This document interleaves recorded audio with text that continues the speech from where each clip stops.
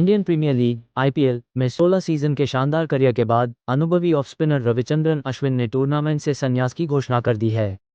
हालांकि उनका क्रिकेट सफर अभी खत्म नहीं हुआ है। अपने करियर के एक नए दौर में कदम रखने के इरादे से अश्विन ने यूएई में होने वाली आगामी इंटरनेशनल लीग टी20 नीलामी के लिए पंजीकरण कराया है। पिछले साल अंतर्राष्ट्रीय क्रिकेट से संन्यास लेने के बाद यह फैसला इस कुशल रणनीतिकार के लिए अवसरों की एक नई दुनिया खोलेगा। आईपीएल से अश्विन का संन्यास उनके क्रिकेट जीवन के एक महत्वपूर्ण अध्याय का समापन है। 2009 में चेन्नई सुपर किंग्स (सीएसके) के साथ पदार्पण करने के बाद उन्होंने rising Pune super giant, Punjab Kings, Delhi Capitals और राजस्थान रॉयल्स सहित 5 अलग-अलग फ्रेंचाइजी का प्रतिनिधित्व किया। अपने 221 मैचों में उन्होंने 187 विकेट लिए, जिससे वह लीग के इतिहास में शीर्ष 5 विकेट लेने वाले गेंदबाजों में शामिल हो गए। आंकड़ों से परे आईपीएल पर अश्विन का प्रभाव उनकी सामरिक प्रतिभा और कुछ नया करने की इच्छाशक्ति से परिभाषित होता है, जिसके कारण वे कई मैदानी बहसों और अभूतपूर्व क्षणों के केंद्र में रहे, जैसे कि 2019 में जोस बटलर को मार्केटिंग करना और 2022 में रिटायर आउट होना। 2025 में सीएसके के साथ उनका आखिरी सीजन, जिसमें टीम तालिका में सबसे नीचे रही, चुनौतीपूर्ण रहा, लेकिन इसने खेल के सबसे तेज दिमागों में से एक के रूप में उनकी प्रतिष्ठा को कम नहीं किया। आईपीएल से संन्यास लेने का उनका फैसला सोच समझकर लिया गया था, जो बीसीसीआई के उस नियम के कारण संभव हुआ जिसके तहत खिलाड़ी भारतीय क्रिकेट के सभी प्रारूपों से संन्यास लेने के बाद ही विदेशी टी20 लीग में भाग ले सकते हैं। आईपीएल अध्याय समाप्त होने के साथ अश्विन अब एक वैश्विक टी20 एक्सप्लोरर के रूप में अपनी भूमिका निभा रहे हैं।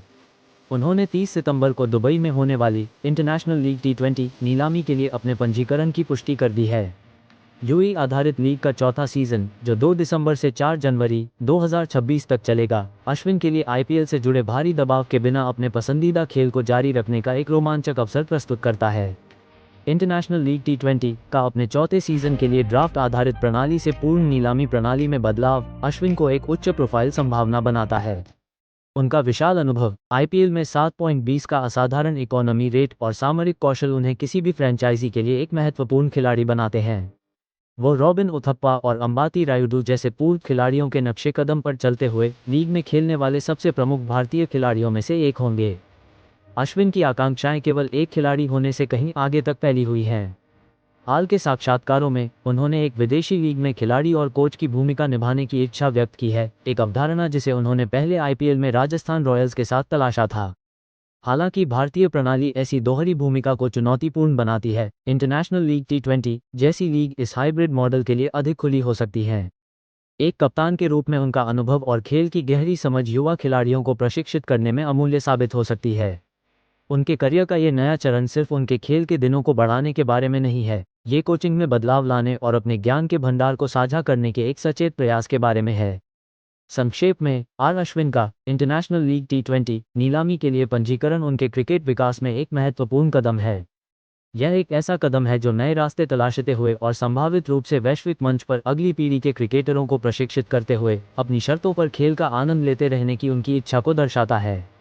एशिया कप के रोमांच के बाद क्रिकेट की दुनिया में एक और बड़ा धमाका हुआ है। जी हाँ, रविचंद्रन अश्विन ने आईपीएल से संन्यास के बाद इंटरनेशनल लीग टी20 नीलामी के लिए अपना नाम लिया है।